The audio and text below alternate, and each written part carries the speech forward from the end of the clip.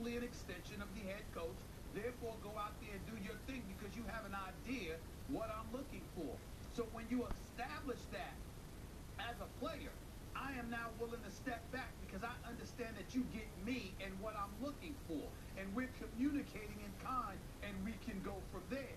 That's not something that Rondo established. Now, Jason Kidd, for all the criticism that comes his way, the man was a brilliant point guard, number one. He's clearly a future Hall of Famer, number two. Number three, and more importantly, one of the things that Jason Kidd did was there was communication with the coach. Coaches were comfortable with him being an extension of themselves. It stands to reason, the reason why that happened was because he knew how to ingratiate himself with head coaches to a point where they would feel comfortable ultimately communicating with him and trusting that he got where they were coming from. Of course, he had his frictions.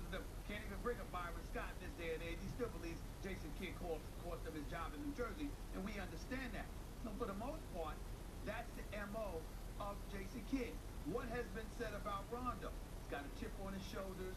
Sometimes doesn't want to listen. He's willing to be combative. And in that regard, coaches don't necessarily feel like he's an extension of them. That's a personality issue. If anybody can relate to it, it's Rick Carlisle, because Rick Carlisle had to develop his own chemistry with folks throughout his coaching tenure before he became a head coach. So he gets that, and we all understand that. But in the end, what it comes down to is, from a skill set perspective, we know Rondo's a champion. We know he's big time. We can't disrespect that, brother.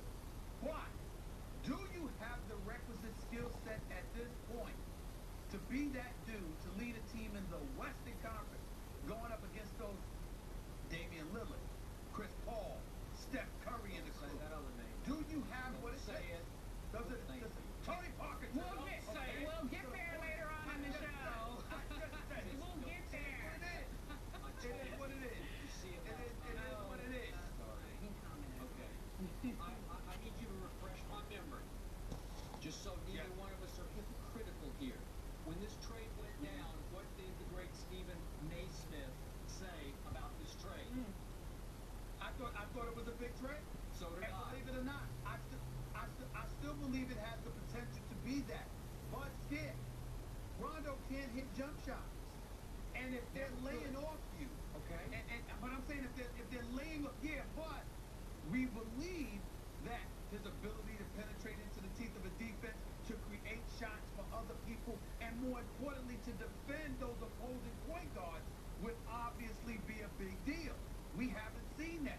Maybe it's lingering effects from his injury. Maybe he's lost a step. We Maybe. don't know. Yeah. But that's what we assume. You can't have those deficiencies and can't hit jump shots and have opposing teams playing 5-on-4 defensively because they ain't worried about you hitting perimeter shots and be effective for the Dallas Mavericks. That ain't gonna happen. And that's my question about Rondo. This argument means nothing to me. It's the fact that I'm wondering, can he do what Dallas needs him to do? Okay. That's Well, the question. I am not going to be a hypocrite because I applauded this trade. I applauded Mark Cuban for giving up Brandon Wright, Jay Crowder, and Jameer Nelson, a conditional first and a second in 2 years, along with the trade exception for Rondo, because I thought that was just what that doctor ordered for that Wait a team minute. at that time. He's better